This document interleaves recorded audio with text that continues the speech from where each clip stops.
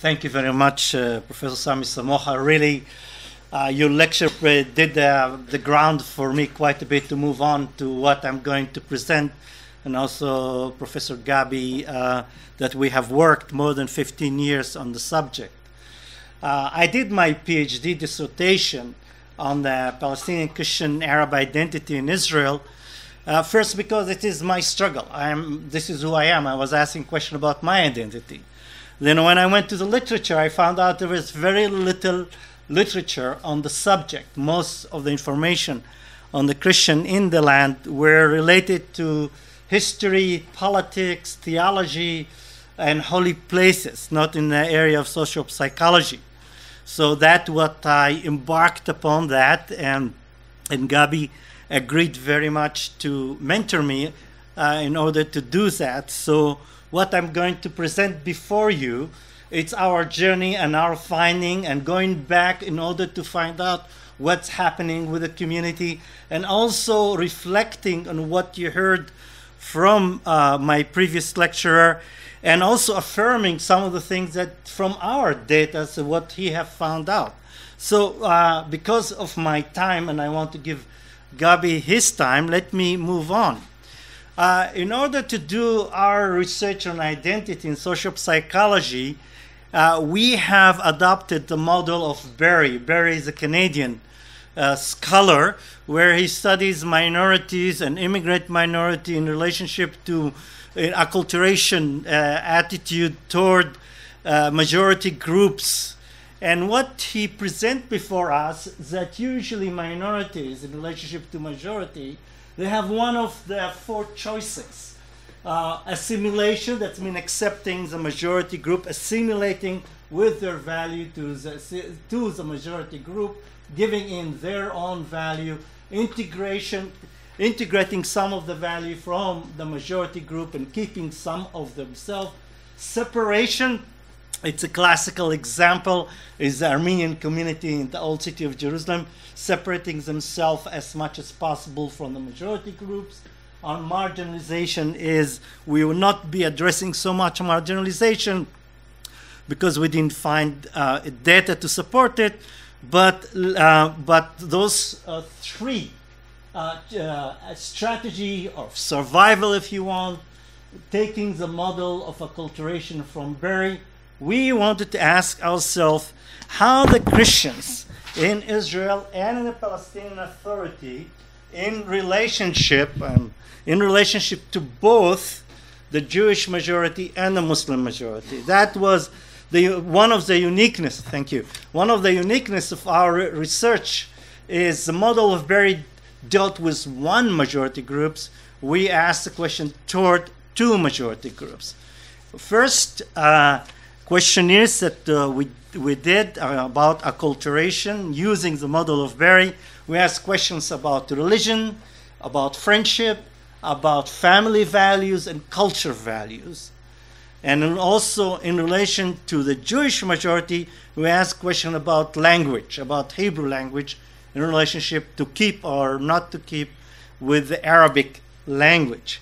Then that was in the mid-90s, and when I administered the questionnaire in Nazareth, it was like explosion in the city. I received a lot of telephone calls and articles against me, and my friend that lived in Nazareth paid the price for my administering my questionnaires. It was very interesting prior to the whole story with the mosque that was in Nazareth. And what we asked is three acculturation attitude. We concentrate assimilation, separation, integration toward two reference groups, as I explained, the Jews and Muslims. Then the other aspect that we did the study in 1998, and also we did it the same questionnaires plus in the year 2009. We wanted to check what happened between the mid-90s or the late 90s to 2009. Do we see any changes? So let me move on and shows you what we have found out. First of all, in 1998. In 1998, what we found out that the Christian in Israel, as their acculturation attitude toward the Muslims, the highest choices was separation, and the second one is integration, and the third one assimilation. When we ask the question toward Jews, the first choice trend was integration, and second separation and assimilation, and that was intrigued us very much, didn't surprise us. And I want to say that Christian community in the Middle East in general choose separation as ethnic community from other group. But the intriguing thing was integration to the Jewish Israeli society, community. We wanted to find out why is that.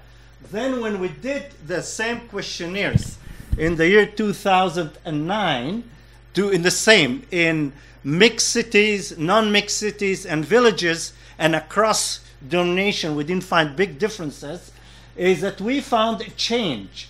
What we found out is that in the major choice, or the first choice, is separation both toward the Jewish and the Muslim community, slightly more integration with the Jewish community, as the previous lecture said, so we see here a change between 1998 and 2009, and the assimilation have not changed in both result in the change through all the years. So the questions that we ask ourselves, what really Palestinian Christian Arabs in Israel are meaning, or what they mean by integration? Are they want to integrate into Judaism? When they want to integrate to Israeli society, what they really want?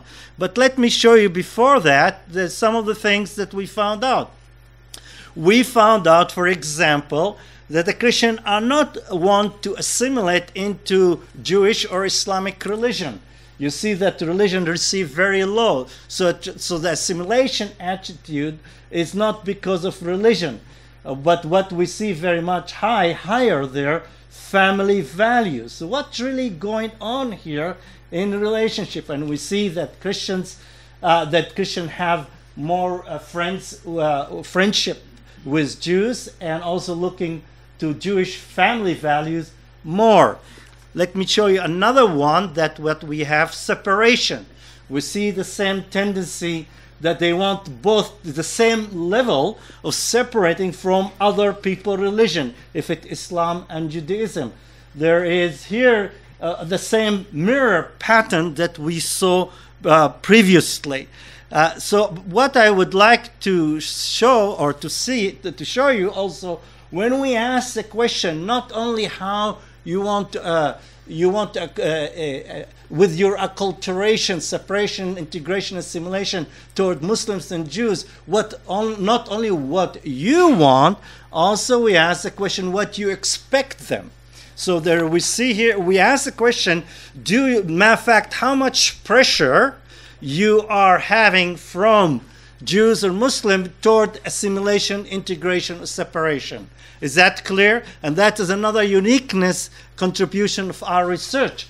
And what we found out, and also what you have said in the previous lecture, that there is tremendous pressure more from the Jewish community than the Muslim community. So Christians in Israel feel the Jews putting pressure upon them to integrate, to assimilate more than the Muslim community. And also the Jewish community is the one that is power stakeholders, offices, government, university, places of work. As we talked about hospitals, one of the area where Arab citizen state of Israel can find a lot of works. So you see the huge gap, or between first the expectation from that I feel, or the Christians feel, from the Jews and the Muslims, but also you see that this community feel pressure from both communities.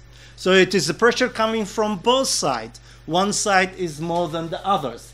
In order to understand and to interpret that, we came to the conclusion at that time that the desire of integration of the Palestinian Christian community in Israel toward the Jews is the result that they perceive the Jewish society as a vehicle of Westernization.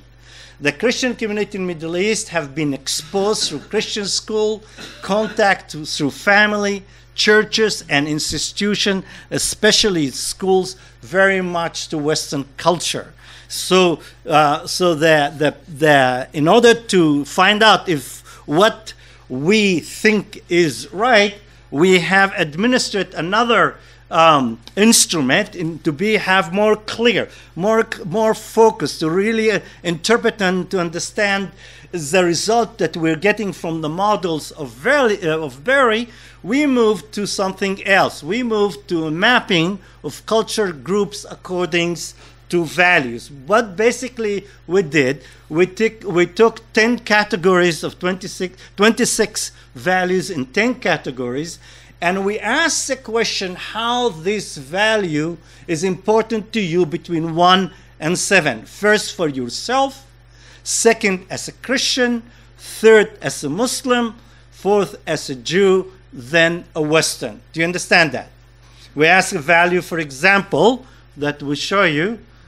Here, universalism. The value of universalism, how it is important for you, how it is important for Christian, and how it is important. Thank you. This one. So we took all the data and we interpreted it through to a map. The distance between the point, the most important things for you right now, is show you how distant you are. So if his universalism value importance in here, and now this is where he sees the Christians. He sees the value of universalism among Muslims as in separately sees toward the left. And what we see here, the way he perceives the Jews and Western values about universalism are very close to each other. So we have like 1, 2, and 3 in there. That was the result in 1998. But when we asked the same questions in the year 2009, we see some changes.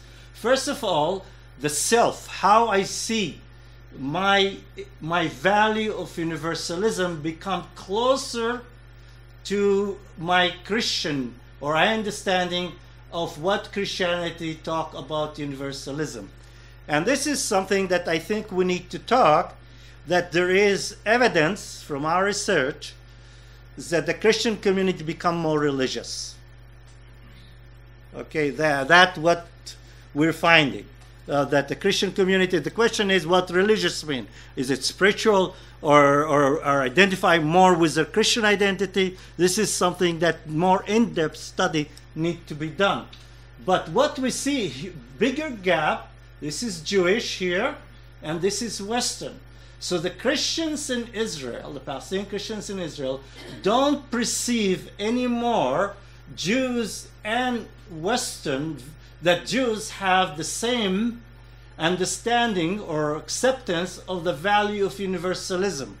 As a matter of fact, Jews and Muslims are becoming more closer toward each other in that area. So we see in the area of universalism a change where basically the Christian community do not perceive in the area of value of universalism the Jews are Western.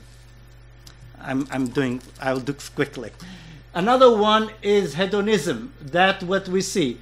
This is self, that's 98. Self and Christians, the same area. But look, almost overlap Western value of hedonism and Jewish and Muslims over there.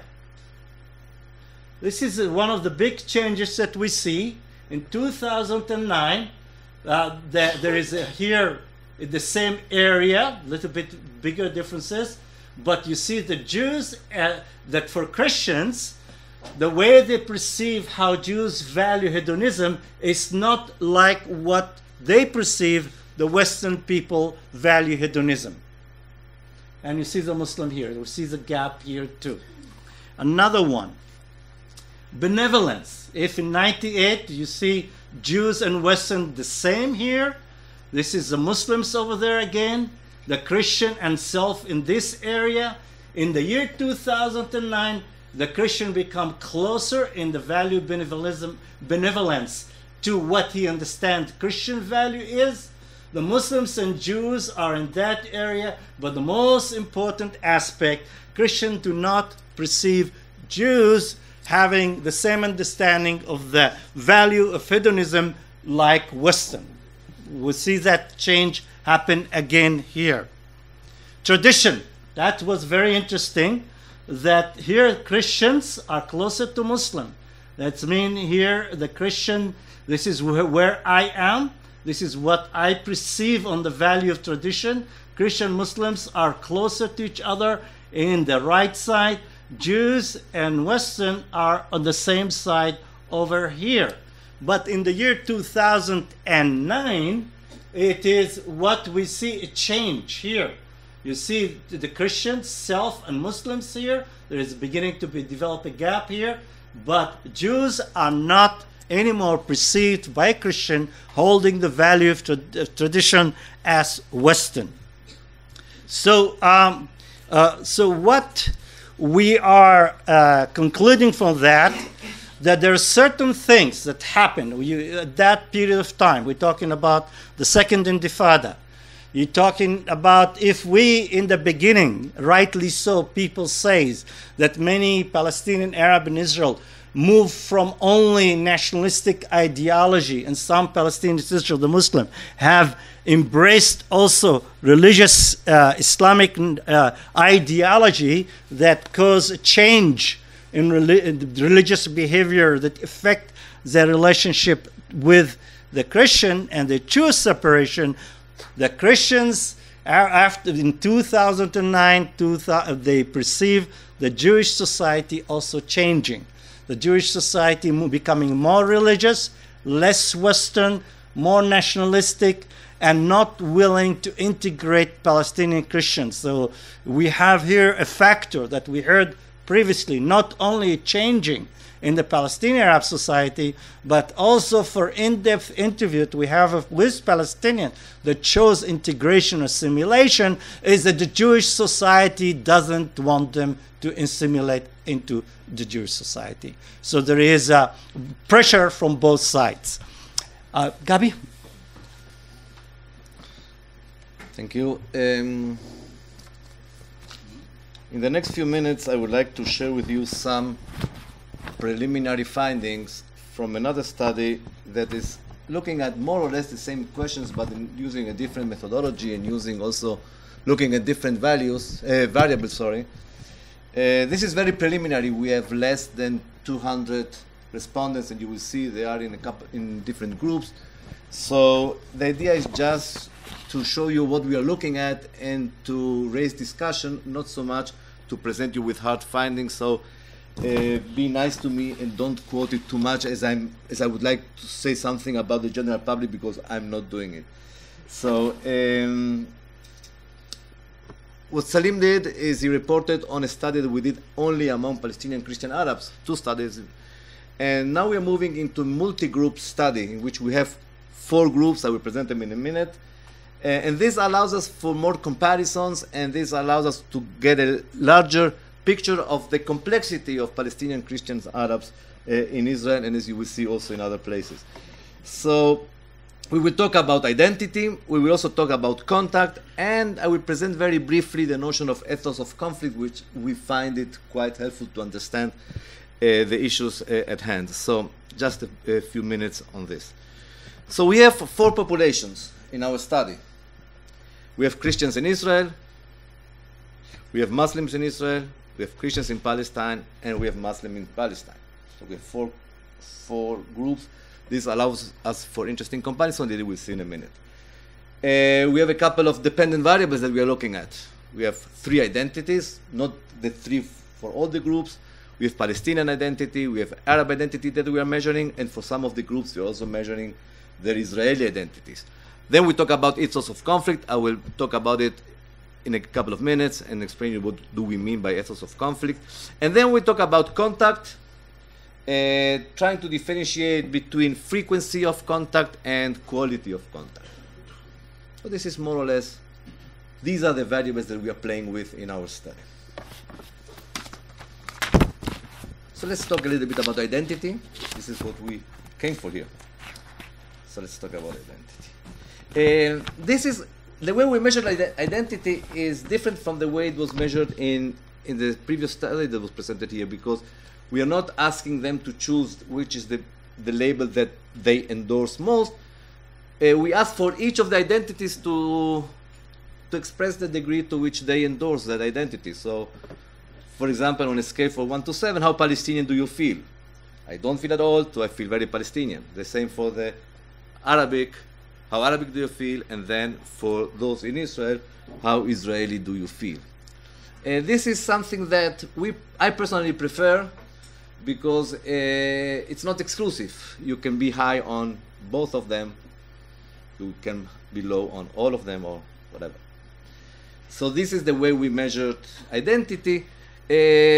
Looks a little bit, I don't know, not too convincing to measure identity only with one item, but nowadays this is kind of becoming more popular to measure identity only using one item, and there are very good reasons to do so. It's quite, it saves time and place in the questionnaire.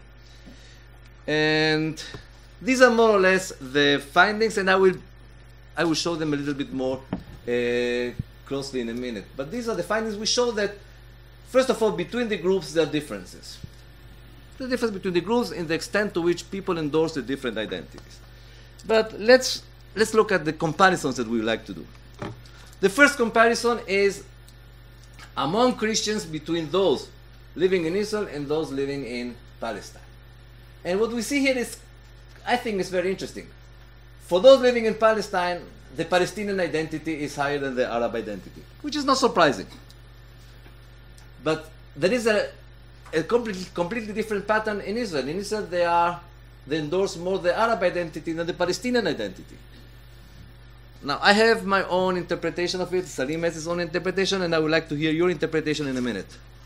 So we will come back to it. But what we now see is that in Israel, somehow perhaps the Arab identity replaces the Palestinian identity here. So this is something that we can discuss later. Again, small sample, just a few ideas that we'd like you to play with. Okay.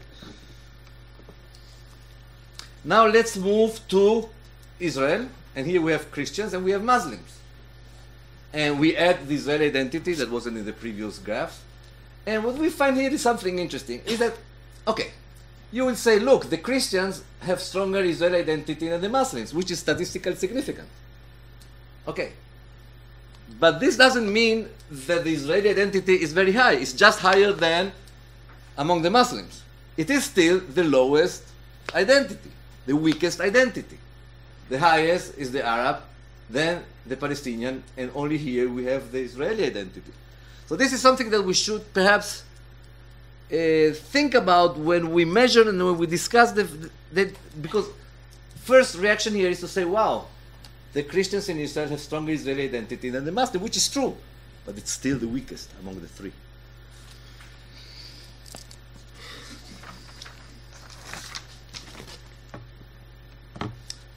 This has nothing to do with what I said before, but it's just an interesting finding. Nothing to do. And it wasn't even in the list of the variables, but I like the... We also measured what we called life satisfaction, which is well-being. I'm a social psychologist. This is a variable that we like, life satisfaction. What we like most about life satisfaction is that you can measure it only with five items, which is very, very good for doing questionnaires. Some items, I consider the circumstances of my life to be excellent. Another item, I'm satisfied with the life I have. What we see here is not dramatic differences, but there is an interesting tendency here. Again, life satisfaction, well-being. First of all, you see that the life satisfaction among the two groups in Israel is higher than the life satisfaction among the two groups in Palestine. And at the same time, Christians have higher life satisfaction than Muslims, both in Israel than in Palestine. Not terribly dramatic, statistically significant, a small sample, which gives food for thought. And among the four groups, those who are better off still are the Christians in Israel, among the four groups. So this can be attributed to a lot of things that we have discussed so far. So we can do it later. Just an interesting fact. So a few minutes for ethos of conflict, which is a new variable. This is a variable, this is a construct that has been developed by Professor Daniel Bartal. Wow. Okay, another one here. Professor Daniel Bartal and his colleagues at Tel Aviv University. The notion of ethos of conflict, I think, can help us to understand the differences in the views that the two groups can have on the conflict. So what is ethos of conflict? Ethos of conflict, in a few words, is what people think about the conflict. What do they think the roots of the conflict are? What is the future of the conflict? This is the way it's defined by Bartal and his colleagues. Ethos of conflict is defined as a configuration of central shared societal beliefs that provide a particularly dominant orientation to a society and give meaning to societal life under conditions of intractable conflict.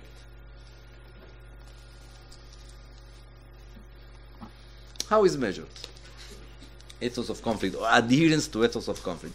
Here are some sample items.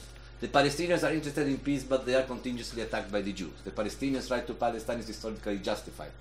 You can find more moderates among the Jewish society who are interested in the end of conflict. Overall, we have 18 items that deal with in-group victimization, justness of goals, delegitimation, patriotism, unity, security, peace, positive collective self-image. So we have 9 categories, 2 items per category, all in all 18 items. And this is called ethos of conflict. And we did some analysis that I will not describe here, which is called factor analysis. And it came out that there are 2 basic ethoses. I don't know, it's in plural. So there are 2 kinds of ethos of conflict, which we called the Palestinian ethos of conflict. Salim likes the term narrative. I'm a little bit more cautious, so I still stick to the term ethos of conflict. And then the Israeli-Jewish ethos of conflict. So let's see the differences, okay? Obviously, the ethos of conflict in Palestine is more oriented towards the Palestinian ethos of conflict. In Palestine, they adopt the Palestinian narrative more than in Israel.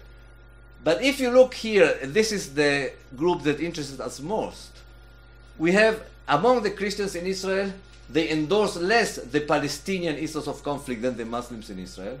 And they endorse more the Israeli-Jewish ethos of conflict than do the Muslims in Israel. So we have here a way to look at the way they understand the conflict, understand the roots of the conflict, and also the future of the conflict. 2 more minutes.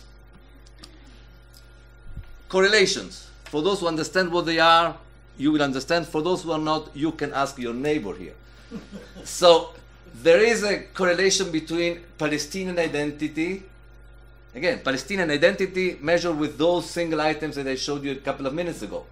There is a strong correlation, so if I'm more Palestinian, then I tend also to adopt more the Palestinian ethos of conflict. It can be the other way around. We have to think about it. And the more Palestinian I feel, the less I adopt the Israeli-Jewish ethos of conflict. Now, we also ask about Israeli identity to those who live in Israel. And here we have a mirror image. So if I feel more Israeli, then I tend to adopt less. This is the minus sign here. I tend less to adopt the Palestinian ethos of conflict or to adhere to the Palestinian ethos of conflict than if I'm Jewish. So there is a relationship. It's just we should try to understand what are the variables that allows us to predict which is the ethos of conflict that I would prefer or that I would adhere to. And the last thing I want to show you